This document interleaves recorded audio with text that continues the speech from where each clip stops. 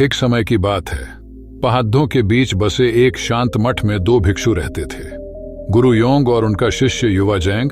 वे अपनी जिंदगी जैन शिक्षा के अध्ययन और अभ्यास में बिताते थे, हमेशा बुद्धिमानी और करुणा को अपने जीवन में उतारने की कोशिश करते थे। एक गर्मी के दिन जब गुरु योंग और युवा जैंग एक धूल भरी पगडंडी पर चल रहे थे, उन्होंने एक तेजी से बहती नदी देखी। नदी के किनारे पर एक परेशान महिला खड़ी थी जो दूसरी तरफ जाने का रास्ता ढूंढ रही थी। बिना किसी झिझक के गुरु योंग उस महिला के पास गए और पूछा, क्या तुम्हें कोई समस्या है? मेरी प्रिय महिला ने लंबी सांस लेकर जवाब दिया, मुझे इस नदी को पार कर अपने बेटे की शादी में जाना है, लेकिन मुझे तैरना नहीं आता और यहाँ कोई पुल भी नहीं है। बिना कुछ कहे गुरु योंग ने धीरे से उस महिला को अपनी पीठ पर उठाया और नदी को पार कर गए। उसे सुरक्षित दूसरी तरफ छोड़ दिया। उन्होंने उसे मुस्कुराते हुए अलविदा कहा और अपनी यात्रा जारी रखी। कुछ देर बाद युवा जंग अपनी उलझन को और नहीं रोक पाया। उसने पूछा, गुरुजी, आपने उस महिला को नदी पार क्यों कराई?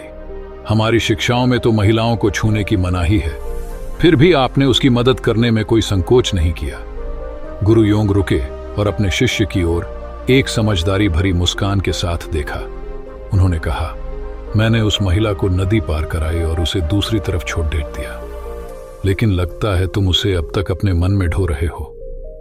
युवा जैन की आंखें खुल गईं जब उसने अपने मन की गहराई से इस घटना के जुद्धेपन को समझा।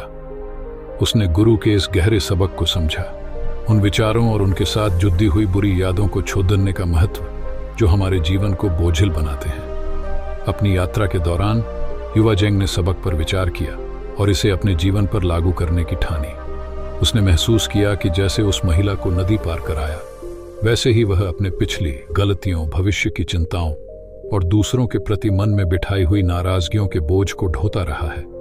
नई स्पष्टता के साथ युवा जैंग ने हर पल को पूरी तरह जीने और अनावश्यक बोझ को छोड़ने का संकल्प लिया। वर्तमान क्षण को सजगता और करुणा के साथ अपनाया। उस दिन से उसने जीवन की चुनौतियों का सामना एक हल्के दिल और खुले दिमाग से किया और अपने गुरु की शिक्षाओं की बुद्धिमत्ता से प्रेरित होकर एक बेहतरीन जीवन जिया।